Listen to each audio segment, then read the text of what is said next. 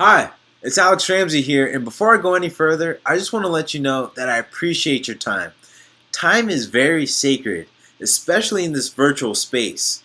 We live in a day and age where there's so much information buzzing around that it's very easy to feel bombarded.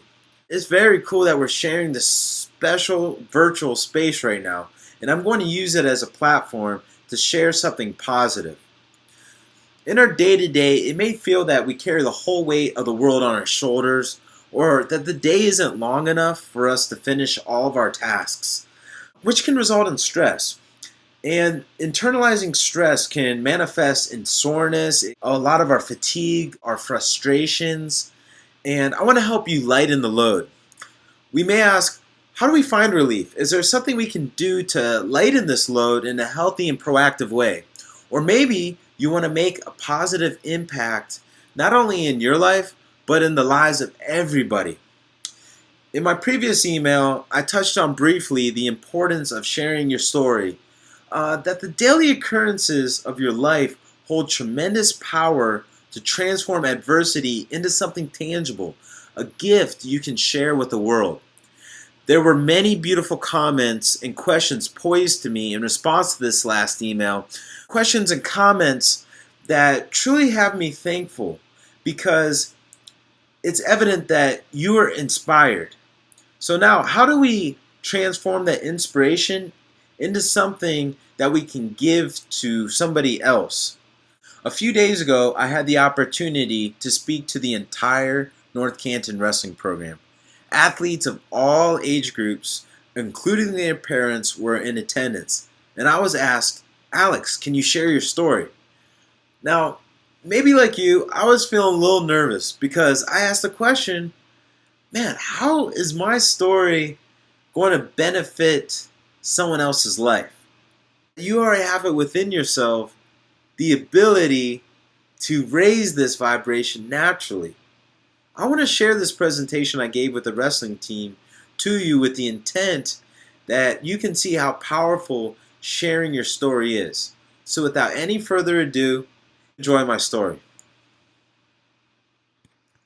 I thought he'd be a great person to come in. He's been here at this same place. Coach Fonzie coached him. I had the pleasure of getting to know him for 1 year. I also got to know him a little bit when he was a little kid in our youth program. Great man. I can't wait to listen to what he says so you go back. All right. Alex Ramsey.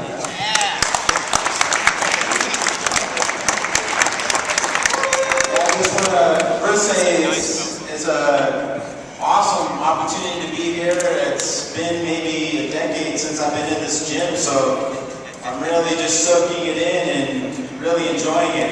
I just want to see a show of hands from all the wrestlers right now. How many of you envision winning a championship? And with all the hands that are raised right now, how many people believe they have what it takes to accomplish that goal?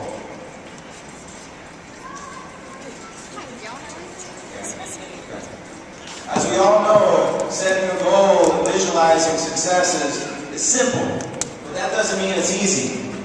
Achieving something is going to take everything that you have. It's going to take hard work, it's going to take grit, it's going to take determination. But if you sacrifice yourself to this bigger vision, to this dream, then you too can have the keys to heaven. Myself, my success, past since high school is, it's been steady, it's been consistent.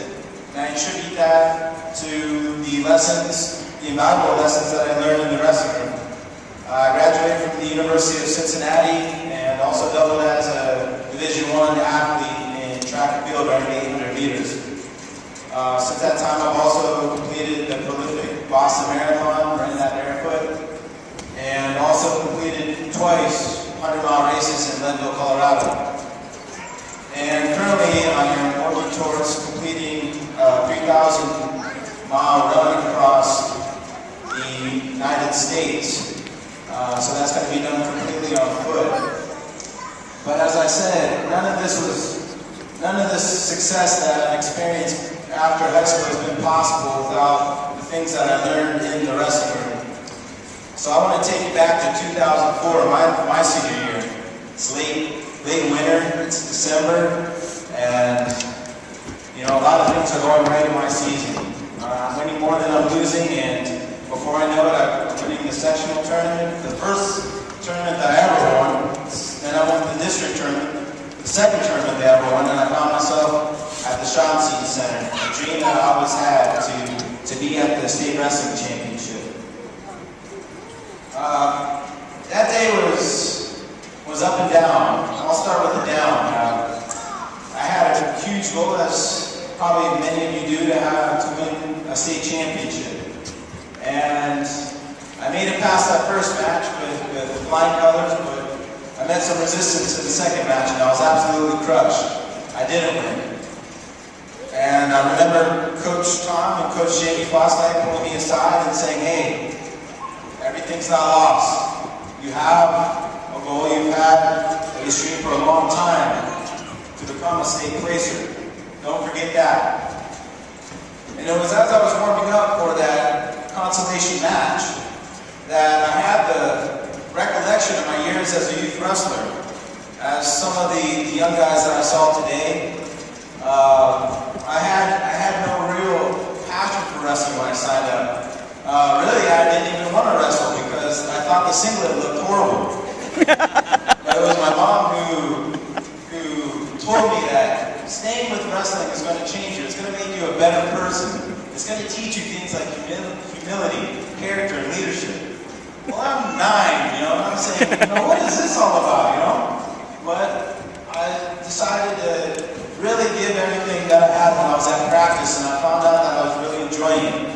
It was during those years that I developed a love for wrestling.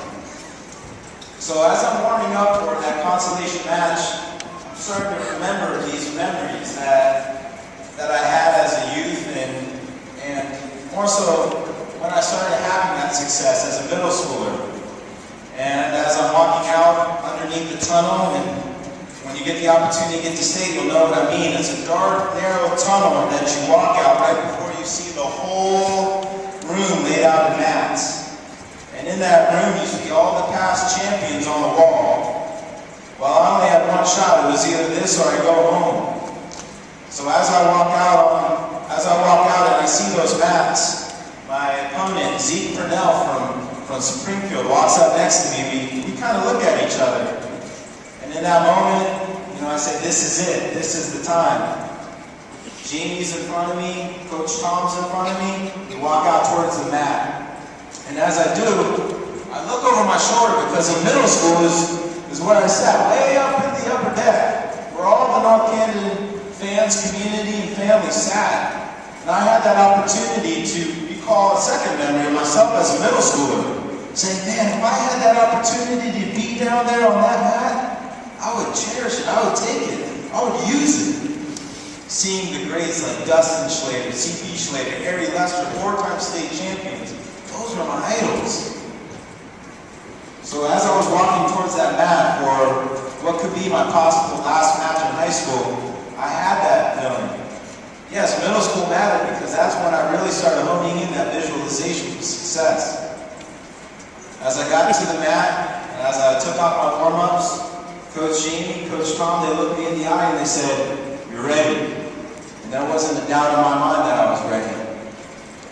Walked out to the center of the mat, referee blew the whistle, and I was ready to battle.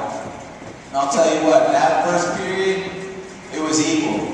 I was in for the fight of my life. There was a quick takedown. Zeke took me down right away. I popped back up, scored a takedown right away, end of first period. A second period rolls around, and I meet a little resistance. I start getting a little tired, a little fatigued. My stance breaks. And as you know, as a wrestler, stance is very important. I gave him just a half a second of leeway, and in that moment, he took me down. So I'm going into the third period, down 2 points. As I walk back to the line, I think of all those times that I spent as a wrestler, gassers, lifting weights, listening to coaches, going to clinics at Buffalo, at Ohio State. I said, you know, I have this opportunity. What am I going to do with it? The whistle blows for the third period, and there I am in position. As the period rolls down, I score a late second takedown. We're going to overtime. Now, I've always prided myself in my conditioning. I've always been blessed with endurance.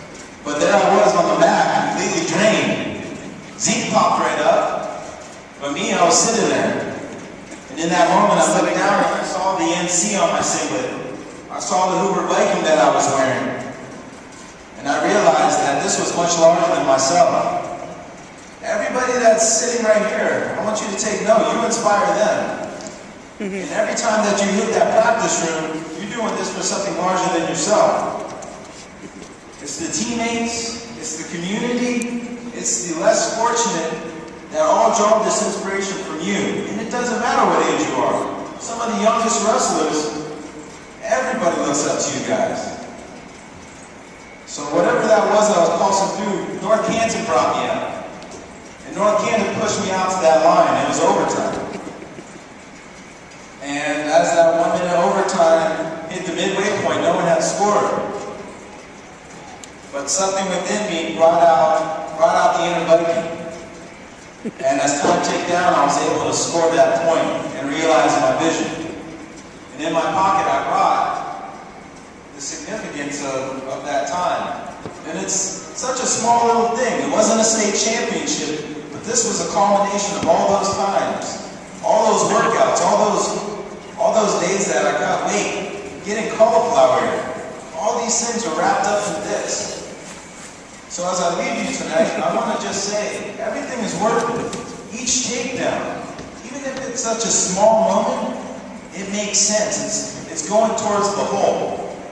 So thank you for allowing me this opportunity to speak with you today. Remember that you represent these folks right here, these gentlemen right here. You're in a beautiful position, gentlemen. I wish you the best of luck this season. God bless.